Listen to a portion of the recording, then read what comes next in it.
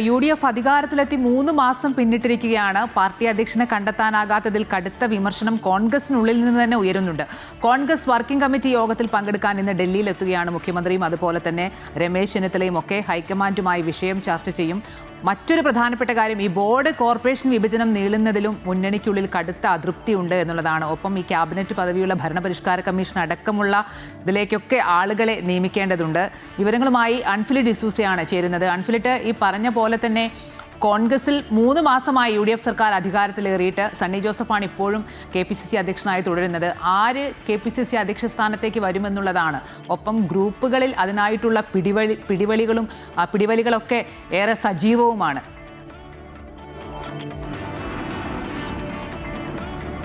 തീർച്ചയായും അമ്പിളി, മായ, കോൺഗ്രസിനെ സംബന്ധിച്ച് വലിയൊരു പ്രതിസന്ധി തന്നെയാണ്. കാരണം പാർട്ടി അധികാരത്തിലെത്തുകയായി 10 വർഷത്തിന് ശേഷം അധികാരത്തിലെത്തി. പക്ഷേ ഈ 3 മാസം പിന്നിടുകയാണ്. എന്നിട്ട് പോലും അവർക്ക് കോൺഗ്രസിന്റെ മുഴുവൻ സമയ ഒരു KPCC അധ്യക്ഷനെ കണ്ടെത്താൻ കഴിയുന്നില്ല. അത് പാർട്ടിയുടെ സംഘടനാ തലത്തിലുണ്ടായ ഒരു പോരായ്മ, അല്ലെങ്കിൽ അത് വലിയൊരു പ്രതിസന്ധിയിലേക്ക് നീങ്ങുന്നതെന്ന് തന്നെയാണ്. ഇടയ്ക്ക് ഈ കുറേ നാൾ വലിയ രീതിയിലുള്ള ചർച്ചകൾ KPCCയിൽ ഉണ്ടായിരുന്നു. തർക്കങ്ങളൊക്കെ ഉടലെടുത്തു. അതിനുശേഷം ആ ചർച്ച അവസാനിക്കുന്ന ഒരു രീതിയിലായിരുന്നു.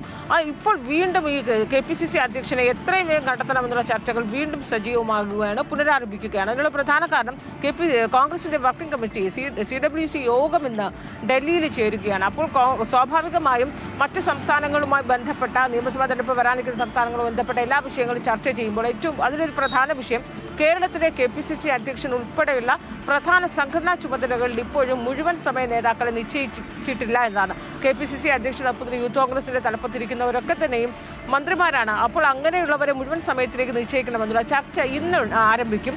ഇന്ന് അത്തരം വിഷയങ്ങൾ നടക്കുമെന്ന് തന്നെയാണ് പ്രതീക്ഷിക്കുന്നത്. കാരണം ഡൽഹിയിൽ പ്രധാനപ്പെട്ട 2 നേതാക്കൾ, ഒന്ന് മുഖ്യമന്ത്രി VD സതീശൻ എത്തുന്നുണ്ട്, രമേശ് ചെന്നിത്തലയും എത്തുന്നുണ്ട്. അതോടൊപ്പം തന്നെ CWC അംഗമായിരിക്കുന്ന കൊടിക്കുന്നിൽ സുരേഷ് ഉണ്ട്. അപ്പോൾ ഈ വിഷയം ചർച്ചയായി നേരത്തെ സണ്ണി ജോസഫ് അവിടെ എത്തിയിരുന്നു. സണ്ണി ജോസഫ് ഹൈക്കമാൻഡുമായി ചർച്ച നടത്തി. അതിനുശേഷം ഇപ്പോൾ സണ്ണി ജോസഫിന് എന്തെങ്കിലും രീതിയിലൊരു പ്രതിസന്ധി വരികയാണെങ്കിൽ ഡൽഹിയിൽ വിളിപ്പിക്കാമെന്ന രീതിയിലാണ്. അപ്പോൾ ഇന്നും നാളെയും ഒക്കെയായി സജീവമായി കേരള വിഷയം എന്ന രീതിയിൽ ഇത് ഹൈക്കമാൻഡ് ഗൗരവത്തോടെ കാണുകയും എത്രയും വേഗത്തിൽ അതിൻ്റെ തീരുമാനം എത്തണമെന്ന നിലപാടിൽ തന്നെയാണ്. ഇതിനകത്ത് നേരത്തെ സൂചിപ്പിച്ച വലിയ രീതിയിലുള്ള പിടിവലികളൊക്കെ നടക്കുന്നുണ്ട്. ഇതിൽ ഏറ്റവും ഉയർന്നു കേൾക്കുന്നത് നമുക്കറിയാം മാത്യു കുഴൽനാടൊപ്പം ഷാഫി പറമ്പിൽ. ഇത് KC വേണുഗോപാലാണ് ഈ 2 പേരുകളും നിർദ്ദേശിക്കുന്നത്. അപ്പോൾ നിലവിൽ ഈ 2 പേര്, ഒരാൾ MP-യും ഒരാൾ MLA-യും ഒക്കെ ആയതുകൊണ്ട് ഇരട്ട പദവി വേണ്ട എന്ന നിലപാട് VD സതീശൻ അടക്കമുള്ള ഒരു മറുവിഭാഗം ശക്തമായി ബാധിക്കുന്നുണ്ട്. അത് ചില സ്ഥാപിത താല്പര്യ കക്ഷികളെ തിരികെ കയറ്റാനാണ് എന്ന വാദം ഉന്നയിക്കുമ്പോൾ മറുഭാഗത്ത് നിന്ന് KC വേണുഗോപാൽ പക്ഷം പറയുന്നത് KPCC president Sunny Joseph MLA ആയിരുന്നപ്പോഴാണ് ഇത്രയും നാൾ അധ്യക്ഷനായിരുന്നത്. അങ്ങനെയുള്ള വാദങ്ങളൊക്കെ മറുഭാഗത്തും ഉന്നയിക്കുന്നത്. എന്തായാലും ശക്തമായ തർക്കം ഉടലെടുക്കുമെന്ന കാര്യത്തിൽ യാതൊരു സംശയവുമില്ല കോൺഗ്രസിന്റെ KPCC അധ്യക്ഷനെ തിരഞ്ഞെടുക്കുന്നത്.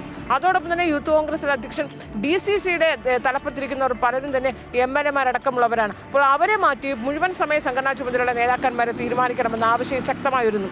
അതിനപ്പുറത്താണ് മുന്നണിക്കുള്ളിൽ തന്നെയും ഇപ്പോൾ ഈ 3 മാസം കഴിഞ്ഞിട്ട് പോലും പ്രധാനപ്പെട്ട കോർപ്പറേഷൻ ബോർഡ് വിഭജനമൊന്നും നീളുകയാണ്. പ്രത്യേകിച്ച് മുസ്ലിം ലീഗ് കടുത്ത അതിർത്തിയിലാണ്. കാരണം കൂടുതൽ പദവികൾ മുസ്ലിം ലീഗിനാണ് സ്വാഭാവികമായി വരേണ്ടത്. അതുകൊണ്ട് തന്നെ ലീഗിൽ നിന്ന് ഇങ്ങനെ ഒരു ആവശ്യം ശക്തമായി വരുമ്പോഴേക്കും KPCC അധ്യക്ഷനെ തിരഞ്ഞെടുക്കാത്തതിലുള്ള ചർച്ചകൾ ഉടക്കിയാണ് ഇതൊക്കെ നിൽക്കുന്നത്. ഭരണപരിഷ്കാര കമ്മീഷന്റെ ചെയർമാനെ ഇതുവരെ തിരഞ്ഞെടുത്തത് ഇതൊക്കെ ക്യാബിനറ്റ് പദവിയുള്ള ചുമതലകളാണ്. അപ്പോൾ ഇതൊക്കെ അനന്തമായി നീളുന്ന ഒരു സാഹചര്യം വരുമ്പോൾ മുന്നണിക്കുള്ളിലും കോൺഗ്രസിലും കടുത്ത അതിർത്തി തന്നെയാണ് അമ്പിളി.